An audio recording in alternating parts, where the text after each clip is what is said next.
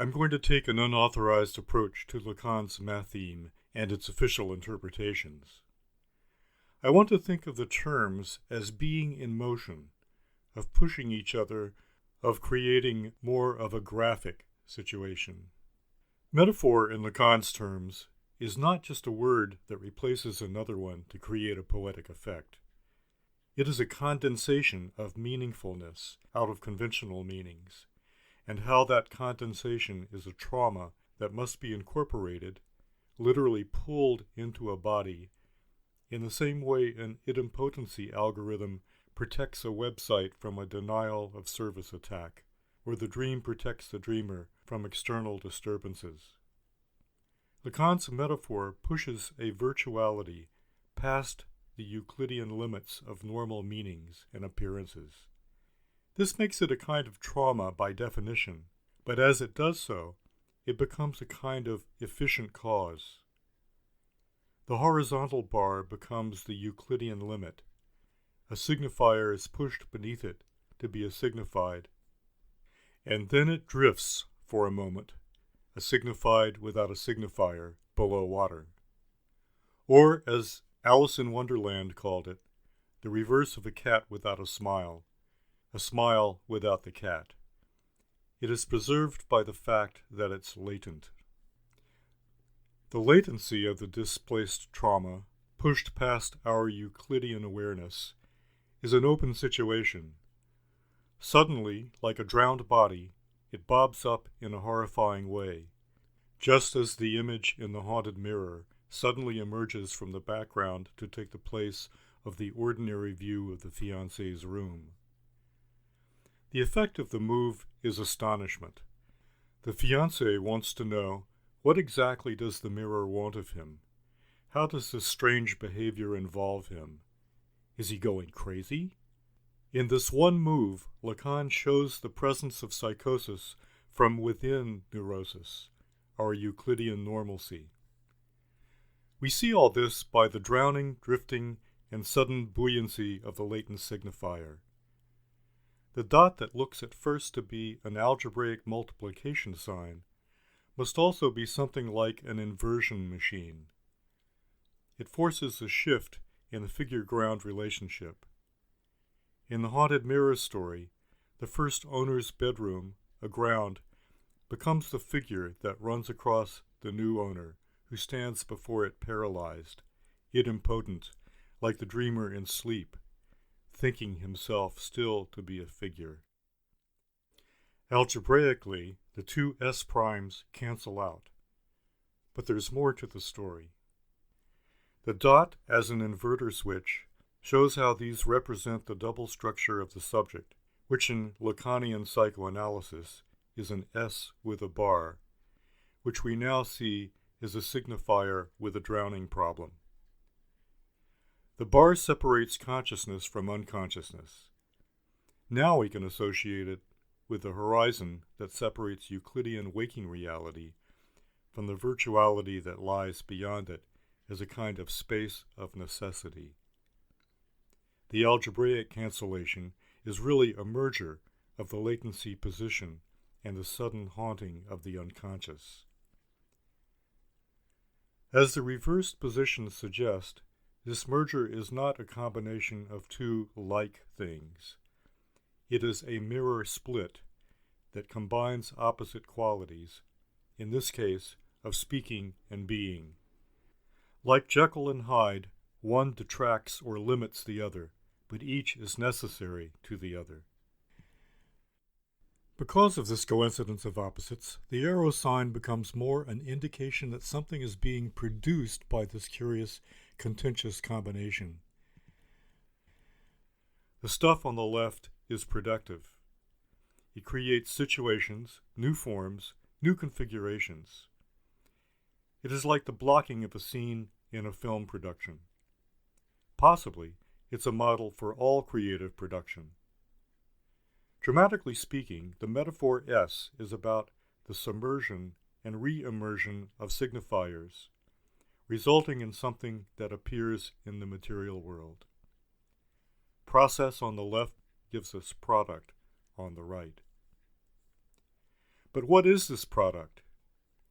Is it like an object, a work of art, a situation in space and time? Lacan does some strange things that run against his algebra playbook.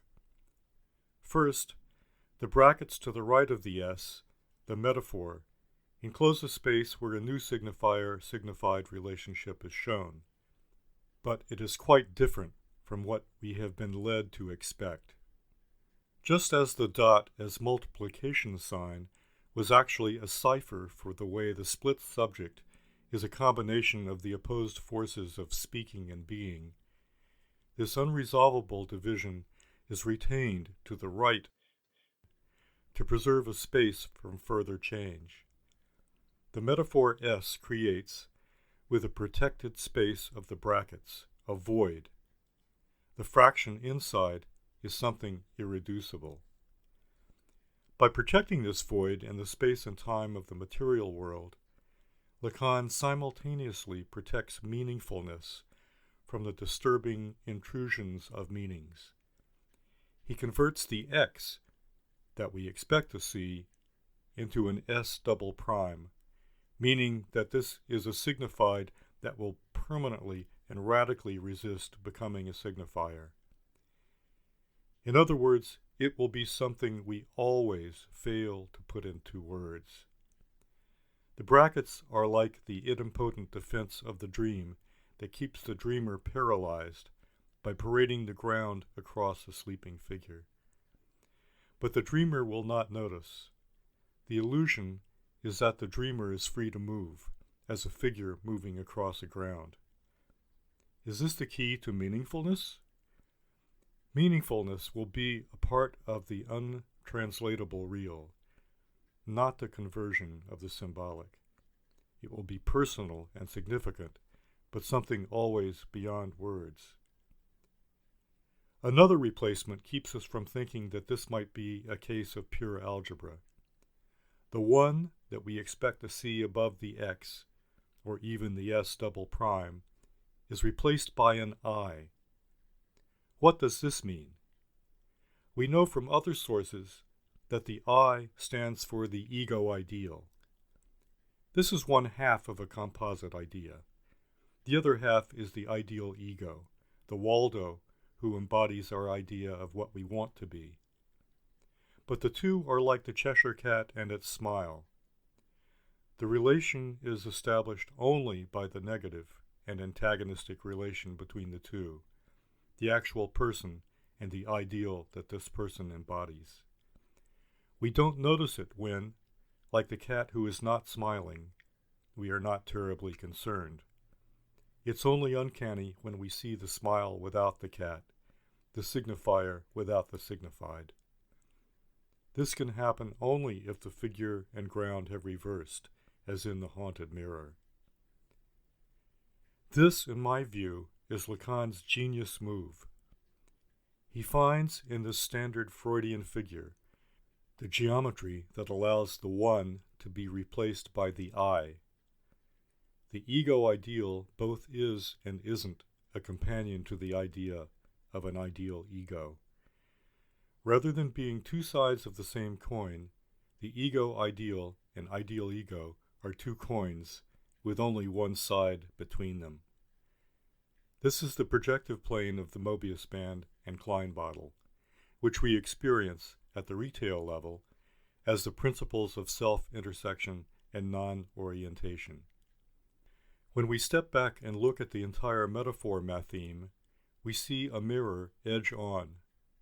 We are looking into what Rudolf Gachet has called the tane of the mirror. We are, as thinkers, commanded to identify with the latency that appears in recto and verso form, a latency that is durable, portable, and transferable. This is exactly what happens in the haunted mirror tale. We have agency in the way the traumatic image is pressed into the non-Euclidean depths of the idempotent mirror that first is forced to watch the horror of the murder, and we have the world to the right of the equal sign, where the mirror can be forgotten in an antique store, found by a prospective bride, given to her husband who fears losing her to another, and compelled to deliver its latency in the form of a figure-ground reversal that paralyzes the new owner standing before it. This makes the meaning of the equal sign, which we thought to be quite conventional, the most uncanny sign of all. Lacan's Seminar 9 on identity seems to confirm this view. This goes back to the question of identity and how in language the first of a sentence cannot be known until the end, a truth that causes every unit of meaning to be a fold of time in on itself, every attempt to say something an act of origami contradiction. The arrow sign is nothing less than the double-pointed arrow, Eros shot to inflame Apollo with love and Daphne with hate. It's the identity that must take up its residence on a surface of pain.